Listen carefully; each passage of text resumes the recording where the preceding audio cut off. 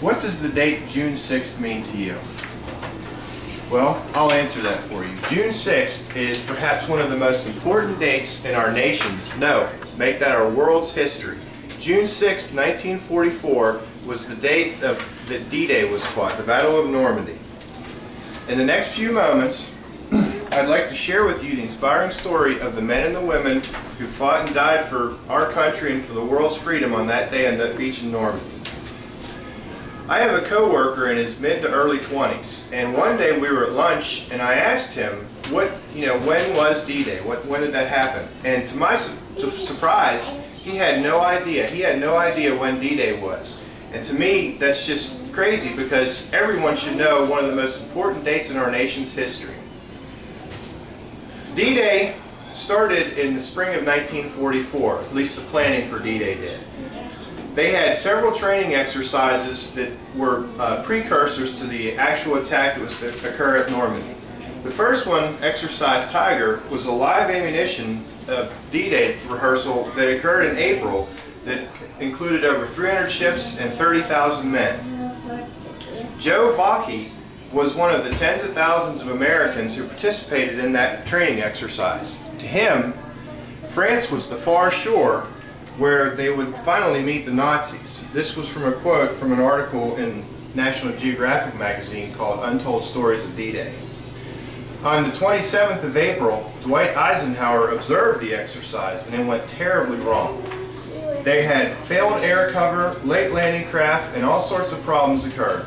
On the next day, on the 28th of April, German Schnellboot pounced on the line of U.S. tank landing ships and destroyed most of them. According to a medical officer, Eugene Exton, who was on one of the ships that was hit, and this is a quote, "I saw only fire, a huge roaring blast, furnace. Trucks were burning, gasoline was burning, and small arms ammunition was exploding. Worst of all were the agonizing screams for help from the men trapped inside. But I knew there was no way I or anyone else could help them. I knew also that smoke inhalation would soon end their misery, so I closed the hatches into the tank deck and dogged them tightly shut." As you can see, before the attack even occurred, many American soldiers and English and Canadian soldiers lost their lives before the attack even occurred. Another thing about D-Day is the operation was to be a secret. They used the code name Bigot for secrecy about the mission. It was a play on the words of Jib, or to Gibraltar, an invasion of northern Africa. Those privy to the information were bigoted. The bigoted project was so restricted that one day King George visited a command ship and asked what was behind a concealed curtain compartment. He was politely turned away because, as a Sentinel officer later noted, "Nobody told me he was a bigot." So it was so secret even King George of England wasn't allowed to know what was going on.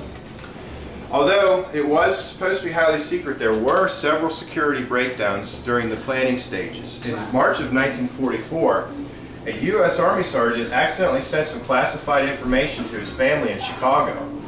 The FBI actually investigated the case and he was later cleared of any wrongdoing, although he was reassigned back to the States. In May of 1944, another U.S. Major General told guests at a London dinner that the planned attack was going to come before June 15th. He was subsequently demoted for that. And the third major breach of security that happened was a London Daily Telegraph puzzle for several weeks in a row had several of the operations keywords such as Omaha and Juneau show up in the weekly paper. It was later discovered that it was a schoolmaster who actually created the puzzle, and one of his students overheard the soldiers talking and was giving him these strange words. The intelligence reports that were transformed into the bigot maps were retrieved from many operatives that risked their lives to obtain the information. Reconnaissance flights were flown to take the pictures. One such flight was made by Lieutenant Alan Keith, who, while zooming at about 360 miles an hour, ran into a seagull. Now, the bird smashed through the windscreen but was stopped by the newly installed bulletproof glass and on brackets in front of the pilot. He was covered with blood and feathers, but he did still manage to get his pictures, which were used for helping to plan the attack. Other photos from another Lieutenant Garland A. York revealed log posts jammed in the sand, angled seaward and topped by mines. Other photos showed the tidal flats of the beaches were studded with hedgehogs, steel rails welded together and resembling giant versions of children's jacks. Allied forces also tried to convince the Germans that the attack was going to be elsewhere.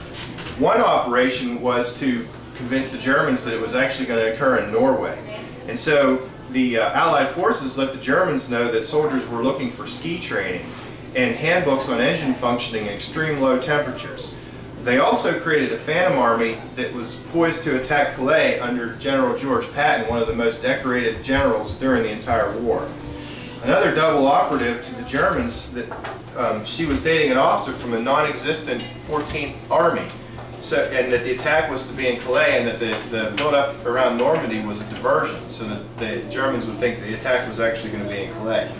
Whenever the battle finally began, like I said, it began on June 6th. It was originally slated for June 5th, but bad weather forced the attack to be delayed. The attack was coordinated so that it would occur during low tide, so that Allied forces could avoid the barriers and the landmines that were in the ocean.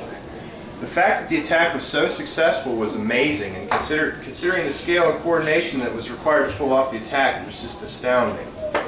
Some stories from some men who actually fought. About 7:30, the 6th Naval Beach Battalion began to land on Omaha Beach.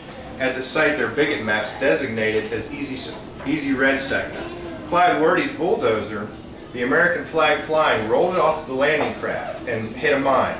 Clyde grabbed his flag, jumped off the wreck and headed for another bulldozer, whose driver had been shot. Clyde removed the body and headed up the beach. An artillery shell destroyed that bulldozer, and so Clyde had to join another bulldozer. So the attack was all over with. Clyde had driven 4 bulldozers and was still doing his job, trying to clear the way for the infantry.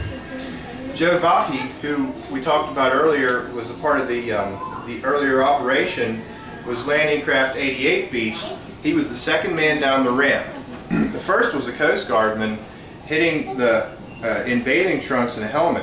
He jumped into the sea, string a line for the men to hold on to as they waited. A German artillery shell hit him and he disintegrated. Men of the 6th Naval Beach Battalion, they called themselves Fighting Sons of Beaches, began charging down the ramps lowered from both sides of the bow. Another German shell smashed into the starboard ramp, killing 2 more Coast Guardsmen. Although the odds were against them and the Germans were in a favorable position, the men who stormed the beaches of Normandy that day did so knowing there was a good possibility they'd never see their families or their homes again, and they did it anyway. The bravery and the sacrifice of those men is something that we all need to remember and be thankful for.